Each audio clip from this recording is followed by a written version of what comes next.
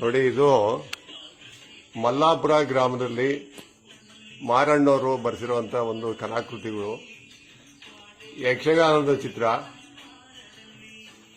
ನಾಗವಲ್ಲಿ ಚಿತ್ರ, ಭರತನಾಟ್ಯ, ನೀರು ಹೊತ್ಕೊಂಡು ಹೋಗ್ತಾ ಇರೋದು, ಮಹಿಳೆಯರು ಆಗಿನ ಕಾಲದಲ್ಲಿ ನದಿಯಿಂದ ನೀರು ತರ್ತಾ ಇರೋದು, ನದಿಯಲ್ಲಿ ಎತ್ತುಗಳಿಗೆ ನೀರು ಮೈ ತೊಳಿತಾ ಇರುವಂತ ಒಂದು ಚಿತ್ರ. ಅಗಸ ಬಟ್ಟೆ ಹೊಡಿತಾ ಇದ್ರು ಮಡಿವಾಳ್ ಶೆಟ್ರು ಬಟ್ಟೆ ಒಗಿತಾ ಇರುವಂತ ಚಿತ್ರ. ನೋಡಿ, ಗಾಡಿ ಹೊಡ್ಕೊಂಡು ಹೊಲದ ಕಡೆ ಹೋಗ್ತಾ ಇರೋದು, ಹಳ್ಳಿ ಚಿತ್ರ.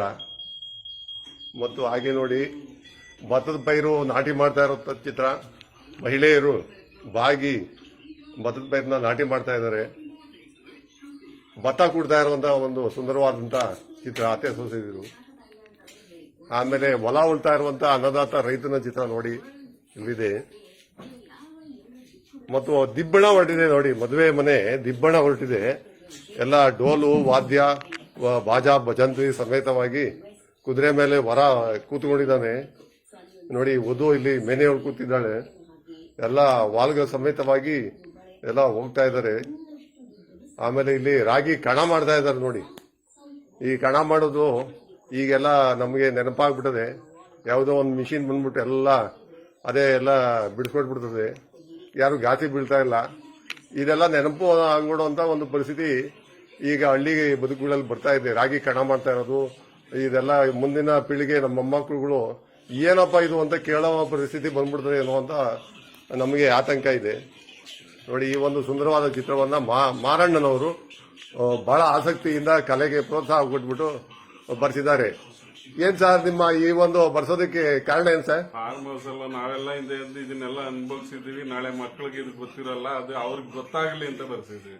ನಾವೆಲ್ಲ ಇದನ್ನೆಲ್ಲ ಮಾಡಿದೀವಿ, ಅನುಭವಿಸಿದ್ವಿ. ಇದನ್ನೆಲ್ಲ ಎಲ್ಲಾ ಕೆಲಸ ಮಾಡಿದೀವಿ. ಇಲ್ಲಿ ಏನಿದೆಯೋ ಎಲ್ಲ ಮಾಡಿದೀವಿ ನಾವು. ಹೌದು.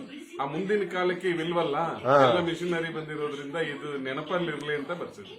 ರೈತ ಜೀವನದ ನೆನಪುಗಳು ಮುಂದಿನ ಒಂದು ನಮ್ಮ ಪೀಳಿಗೆ ಸಾಫ್ಟ್ವೇರ್ ಆಗ್ತಾರೆ, ಇಂಜಿನಿಯರ್ಗಳಾಗ್ತಾರೆ, ಎಜುಕೇಟೆಡ್ ಆಗಿ ವಿದ್ಯಾವಂತರುಗಳಾಗ್ತಾ ಇರ್ತಾರೆ. ನಮ್ಮ ಪೀಳಿಗೆ ರೈತರುಗಳು ಯಾರು ಹುಡ್ತಾ ಇಲ್ಲ. ರೈತನ ಮಗ ರೈತ ಆಗ್ತಾ ಇಲ್ಲ. ಅದು ನಮ್ಮ ಬೆಂಗಳೂರು ನಗರ ಮತ್ತು ಗ್ರಾಮಾಂತರ ಜಿಲ್ಲೆಯ ಒಂದು ದುರಂತ ಆಗಿದೆ. ಈಗ ಅವರ ಮಕ್ಕಳುಗಳೆಲ್ಲ ಮುಂದೆ ಇದನ್ನ ನೆನಪಿನಲ್ಲಿ ಇಟ್ಕೊಬೇಕು. ನಮ್ಮ ಅಪ್ಪ ರೈತ ಅಂತ ನೋಡಿ, ಸುಂದರವಾದ ತೋಟ ಮಾಡಿದ್ದಾರೆ ಅವರು. ನೋಡಿ, ಕಷ್ಟಪಟ್ಟು ಮಾರಣ್ಣವರು ಒಳ್ಳೆಯ ಒಂದು ತೆಂಗಿನ ತೋಟ ಮಾಡಿದ್ದಾರೆ, ಅವರು ಅಡಿಕೆ ತೋಟ ಮಾಡಿದ್ದಾರೆ.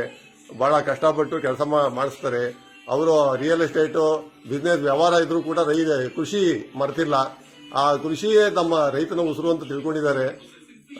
ಒಂದು ಆಸಕ್ತಿ ಇಟ್ಕೊಂಡು ಬಾಬಾ ನೆನ್ನೆಯಿಂದ ಗಮನ ಕೊಟ್ಟು ಇಂಥದೇ ಬರೀಬೇಕು ಅಂತ ಹೇಳ್ಬಿಟ್ಟು ಬಹಳ ಶ್ರಮ ವಹಿಸಿ ನಿರ್ದೇಶನ ಮಾಡಿ ಕಲಾವಿದನಿಗೆ, ಅವರು ಡೈರೆಕ್ಟರ್ ಇದ್ದಂಗೆ ನಿರ್ದೇಶನ ಮಾಡಿದ್ದಾರೆ. ಒಳ್ಳೆ ನಿರ್ದೇಶನ ಕೊಟ್ಟಿದ್ದಾರೆ ಸರ್. ನಿಮಗೆ ಕಲಾವಿದನ ಪರವಾಗಿ ಧನ್ಯವಾದಗಳು. ಮತ್ತು ನಾನು ಶಿವಪ್ರಸಾದ್